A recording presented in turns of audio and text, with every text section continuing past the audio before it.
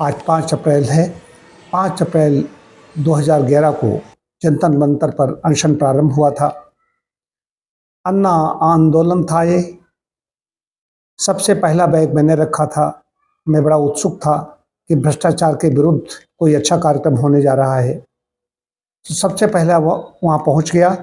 चादरें जो बिछा रहे थे मजदूर, वो चप्पल पहन के बिछा रहे थे, उनको मैंने डांटा। पहले भी मैंने बताया है ऐसा। लेकिन बात ये कह रहा हूँ कि आज 14 वर्ष हुए हैं। इस बीच में एक पार्टी बनी, सरकार उसकी दिल्ली में बनी, और उसके बाद में वो सब गायब हो गए। कोई जेल में गया, कोई कुछ हुआ। मैं अपने काम में लगा रहा। हालांकि उस समय मैं जब 5 अप्रैल से 9 अप्रैल तक वहाँ पर रहा, उसी अप्रैल से सितंबर तक फोर्टिस में एग्रीमेंट होता है 6-6 महीने का। Fortis hospital reputed branded hospital है, उसमें मेरी 3 विजिट होती थी। मेरा एग्रीमेंट भी उसमें फिर आगे नहीं हुआ। मैं लेट हो गया, फिर स्वास्थ्य लाभ किया, अंदोली आई थी, उसमें लेट हो गया। जो लोग यहाँ से निकले, आंदोलन से पार्टी निकली, उनका सब लोग जानते हैं, हमें बताने की आवश्यकता नहीं है। लेकिन मैं सोचता हूँ मेरे पास जो आनंद है, शांति है, प्रकृति की गोद में रहता हूँ, साधना करता हूँ, ध्यान करता हूँ, जो भी कर पाता हूँ। ऐसा नहीं मैं बहुत बड़ा साधक हूँ, बहुत बड़ा ध्यानी ज्ञानी हूँ, ये नहीं कह रहा हूँ। लेकिन हमें जो आनंद मिलता है, जो शांति मिलती है, जो एकांत का मैं सुख लेता हूँ, अब उसका मूल्यांकन करें तो करोड़ों रुपए की मेरे पास शांति है। तभी तो क्षेत्र संन्यास में बैठ पाता हूँ। मैं कोई मजबूर नहीं हूँ, तो ऐसा भी नहीं बाहर निकल नहीं सकता। बाहर जाने के लिए साधन हैं, बाहर हमारे रिश्ते हैं, लेकिन मैं यहाँ पर एकांत सुख ऐसा है, आनंद लेता हूँ। मैं तो वहाँ उस समय चला गया था इसमें, और परमात्मा की बड़ी कृपा रही, मैं इस राजनीतिक दलदल में नहीं फंस गया। बहुत लोग गए, मिनिस्टर हैं हमारे साथी वहाँ पर, एक सब हमारे साथी तो हैं। जो हमारे साथ पेंशन पे बैठे थे वो मिनिस्टर हैं, रहे, अब तो नहीं हैं, इधर सरकारी चली गई उनकी। मैं बच गया। तो 14 वर्ष भगवान का राम का वनवास हुआ था, 14 वर्ष का।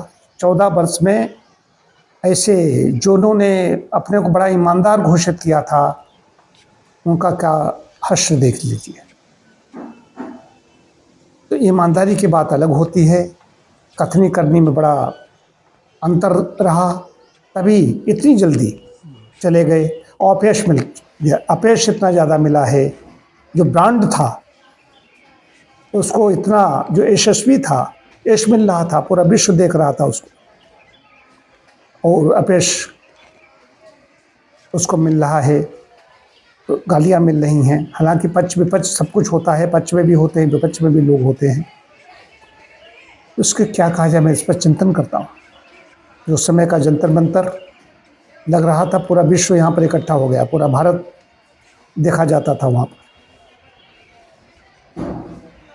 तो आज मैं यहाँ पर बैठ कर के याद कर रहा हूँ कि मैंने वो पूरा समय नष्ट किया, और संदेश ये देना चाहता हूँ कि ऐसे इन सब चीज़ों, जिनको अपने अपने काम में लगना है, कोई कृषि कार्य करे या चिकित्सा कार्य करे या शिक्षण कार्य करे, जो भी कार्य करे अपने उसमें लगना चाहिए। इन अनशन और इन आंदोलनों से बचना चाहिए। वहाँ पर नेता बनने के लिए बहुत बड़े हम विचारक बनने का प्रयास मत कीजिए, अपने काम में ईमानदारी से लगे रहिए। मेरी ये गलती थी, मैं वहाँ पर गया। मैं अनुभव से बोल रहा हूँ, जाने की आवश्यकता नहीं। स्वास्थ्य हमारा चौपट हुआ, एक अच्छा हॉस्पिटल था, उसका एग्रीमेंट हमारा नहीं हुआ। 2 हॉस्पिटल में उसमें जाता था, लेकिन मैं चूँकि हरदोई का हूँ, हरदोई से लगाव है, मैं वहाँ पर नोएडा में स्थापित हुआ। नोएडा में हमारी रूपायन जैसी पत्रिकाएं 4-4 पेज मेरे बारे में प्रकाशित कर रही थी। यहाँ पर भी हरदोई का हूँ, यहाँ कवरेज हो रहा है, लेकिन नोएडा में ऑल एडिशन में हिंदुस्तान छप रहा था। 7 राज्यों में रूपायन जाती है अमर उजाला की पत्रिका, इनमें सब में छप रहा था, तमाम पेपरों में हमारा छप रहा था। तो ये कोई साधारण बात नहीं थी।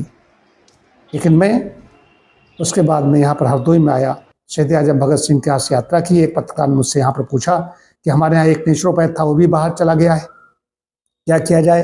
मैंने कहा मैं जल्दी यहाँ पर काम शुरू करूँगा, और मैंने यहाँ पर आकर के काम शुरू कर दिया। मैं अपना काम कर रहा हूँ, साधना कर रहा हूँ, क्षेत्र संन्यास में हूँ, और आनंद ले रहा हूँ।